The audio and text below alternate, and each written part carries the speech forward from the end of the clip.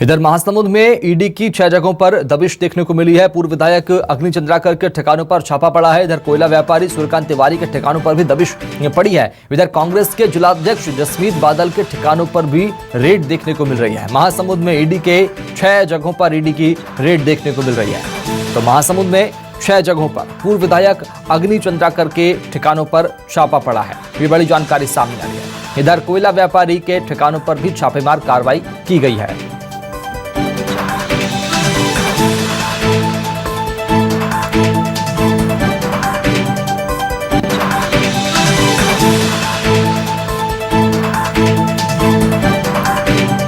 तो लगातार कार्रवाई जारी है ईडी की, और बात करेंगे सहयोगी वैभव पांडे से। उसके बाद जानेंगे हकीमुद्दीन नासिर से भी वहां के हाल की ईडी की कार्रवाई कहां तक पहुंची। पहले बात करेंगे वैभव पांडे से, चलेंगे रायपुर। वैभव, किस तरह की कार्रवाई देखने को मिल रही है और क्या कुछ कार्रवाई अब तक की गई है? कितने ठिकानों पर ईडी की दबिश रायपुर में?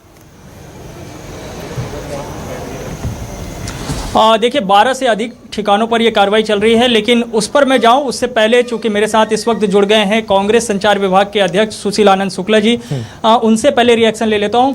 जो ये कार्रवाइयाँ हुई है उसको लेकर के क्या प्रतिक्रिया है कांग्रेस की तरफ से? देखिए, इस चीज़ की आशंका हमें पहले से थी। जिस प्रकार से भारतीय जनता पार्टी पिछले दरवाजे से बात करती है, जब राजनीतिक मुकाबला नहीं कर पाती है तो वो ईडी, सीबीआई, आईटी जितनी भी केंद्रीय एजेंसी उनका देश भर में दुरुपयोग करती है। यहाँ पे भी इस प्रकार की चीज़ें होंगी, इसकी आशंका हमें पहले से थी। कानून विधि सम्मत कार्रवाई की जाए, कहीं से कोई दिक्कत नहीं है, लेकिन दबाव बनाने के लिए राजनीतिक विद्वेषवश कार्रवाई की जाएगी तो उसका हम राजनीतिक ढंग से मुकाबला करेंगे। मुख्यमंत्री भूपेश बघेल बार बार इस बात का जिक्र करते रहे हैं कि महाराष्ट्र और झारखंड के बाद ईडी जो है छत्तीसगढ़ में दबिश देगी, और आज एक तरीके से वो आशंका सच में बदल गई। निश्चित तौर पर जो बोला तो दिख रहा है। देखिए, झारखंड में कांग्रेस की संवित सरकार है, इसलिए विरोध में है, वहाँ पीडीआई का दुरुपयोग करते हैं। महाराष्ट्र में हम सरकार में थे, पूरी की पूरी सरकार को पलट दिया इन्होंने केंद्रीय एजेंसी को दुरुपयोग करके। पूरे देश भर में इस प्रकार का काम भारतीय जनता पार्टी करती है। छत्तीसगढ़ में भी, छत्तीसगढ़ में 3/4 बहुमत की सरकार है। इनके इस प्रकार के हथकंडे कामयाब नहीं होने वाले। हम पूरी तरीके से प्रजातांत्रिक लड़ाई लड़ेंगे। जितना भी ईडी, सीबीआई या आईटी का दुरुपयोग करें, सामने ले आए, हमको कोई फर्क नहीं पड़ने वाला। हम डरेंगे नहीं, लड़ेंगे। कोई असर पड़ेगा? चूंकि आईएएस अफसरों की यहाँ भी छापामार कार्रवाई हुई है, कुछ कारोबारी हैं उनके यहाँ कार्रवाई हुई है, और जिस कारोबारी के यहाँ छापा पड़ा है उसके बीजेपी से रिश्तों को लेकर के आप लोगों ने वीडियो भी जारी किया था, उससे संबंधित फोटोग्राफ्स आप लोगों ने उजागर किए। देखिए, विधि सम्मत कार्रवाई की जाए, हमें कोई आपत्ति नहीं है, लेकिन विद्वेषवश, राजनीतिक दुर्भावनावश कोई भी कार्रवाई की जाएगी तो निश्चित तौर पर डेमोक्रेसी, हम प्रजातांत्रिक ढंग से मुकाबला करेंगे।